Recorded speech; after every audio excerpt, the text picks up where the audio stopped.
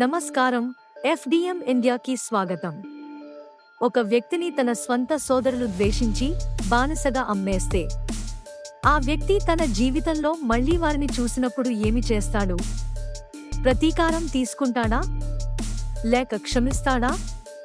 ఈ రోజు మనం బైబిల్లో అత్యంత శక్తివంతమైన క్షమాపణ కథను చూద్దాం. యోసేపు కథ. ఆదికాండము 37 నుండి 45 అధ్యాయాల వరకు.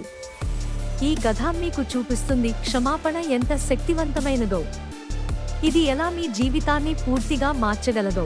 యోసేపు తన తండ్రి యాకోబుకు ఇష్టమైన కుమారుడు. అతని సోదరులు దీన్ని చూసి అసూయపడ్డారు. ఆదికాండము 37లో యోసేపు సోదరులు అతన్ని ఒక గుంటలో పడేసి తర్వాత బానిసగా ఈజిప్టుకు అమ్మేశారు. ఆలోచించండి, ఇది అపరిచితుడు చేసిన ద్రోహం కాదు. ఇది తన స్వంత సోదరులు, తన స్వంత రక్తం చేసిన ద్రోహం. యోసేపుకు అన్నీ కోల్పోయాడు: తన కుటుంబం, తన స్వాతంత్ర్యం, తన గౌరవం. ఈజిప్టులో అతను బానిసగా అమ్ముడుపోయాడు. తర్వాత తప్పుడు ఆరోపణతో జైలులో పడేశారు. సంవత్సరాల తరబడి యోసేపు అన్యాయంగా బాధపడ్డాడు. ఇక్కడ కథలో అత్యంత ముఖ్యమైన విషయం వస్తుంది. యోసేపు తనకు జరిగిన అన్యాయానికి చేదుదనం పెంచుకోలేదు. హెబ్రీయులు 12వ అధ్యాయం 5వ వచనంలో చెప్పినట్టు చేదు వేరు మొలవనివ్వలేదు. ఎలా సాధ్యమైంది ఇది? బైబిల్ చెప్తుంది, యెహోవా యోసేపుతో కూడా ఉండెను. ఆదికాండము 39వ అధ్యాయం 2వ వచనం. యోసేపు తన పరిస్థితులను దేవుని సర్వాధికారంతో చూశాడు. అతను ఎందుకు నాకు ఇది జరిగింది అని ప్రశ్నించడంలో చిక్కుకుపోలేదు. బదులుగా దేవుడు తనను ఎక్కడికి నడిపిస్తున్నాడో నమ్మకంతో ముందుకు సాగాడు. ఇది రోమా 8వ అధ్యాయం 28వ వచనం. యోసేపు జీవితంలో ఆచరణలో కనిపించడమే. సంవత్సరాల తర్వాత దేవుడు యోసేపును ఈజిప్టు రాజు ఫరో కలలను అర్థం చేసుకునేలా నడిపించాడు. యోసేపు ఈజిప్టు మొత్తానికి 2వ అధికారిగా చేయబడ్డాడు. ఆ సమయంలో కరువు వచ్చింది.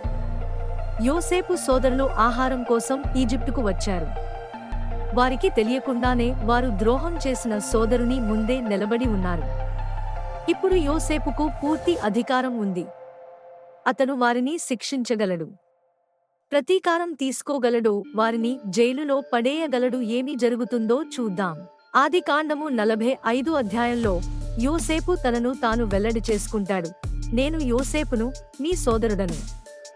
అతని సోదరులు భయపడ్డారు మరియు వారికి తెలుసు వారు ఏమి చేశారు. కానీ యోసేపు ఏమి చెప్పాడో వినండి. మీరు నన్ను ఇక్కడికి అమ్మినందుకు దుఃఖపడకండి, కోపగించుకోకండి. ఎందుకంటే ప్రాణాలను కాపాడుటకు దేవుడు నన్ను మీకు ముందుగా పంపించెను. ఆలోచించండి ఈ మాటల శక్తిని. యోసేపు తన సోదరులను నిందించలేదు. అతను వివరణ అడగలేదు మరియు ప్రతీకారం తీసుకోలేదు. అతను వారిని కౌగిలించుకుని వారిపై ఏడ్చాడు.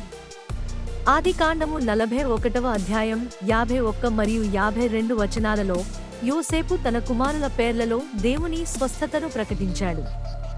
మొదటి కుమారునికి మనష్షే అని పేరు పెట్టాడు, అంటే దేవుడు నా కష్టమంతటిని మరపించెను.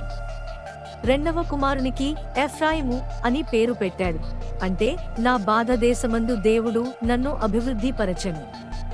ఇక్కడ మరపించుట అంటే సంఘటనను మర్చిపోవడం కాదు, దాని శక్తి నుండి స్వేచ్ఛ పొందడం. యోసేపు కథ మనకు ఏమి బోధిస్తుంది? మొదటిది, దేవుని సర్వాధికారాన్ని నమ్మినప్పుడు మనం చేదుదనం నుండి విడుదల పొందగలుగుతాము. రెండవది, క్షమాపణ అంటే మర్చిపోవడం కాదు. క్షమాపణ అంటే దాని శక్తి నుండి విడుదల పొందడం. మూడవది, క్షమాపణ మనను మాత్రమే కాదు, మనను గాయపరిచిన వారిని కూడా విడుదల చేస్తుంది. మీ జీవితంలో యోసేపు సోదరుల్లా మిమ్మల్ని గాయపరిచిన వారు ఎవరు? మీరు యోసేపులా వారి తప్పును దేవుని ప్రణాళికలో భాగంగా చూసి వారిని క్షమించగలరా?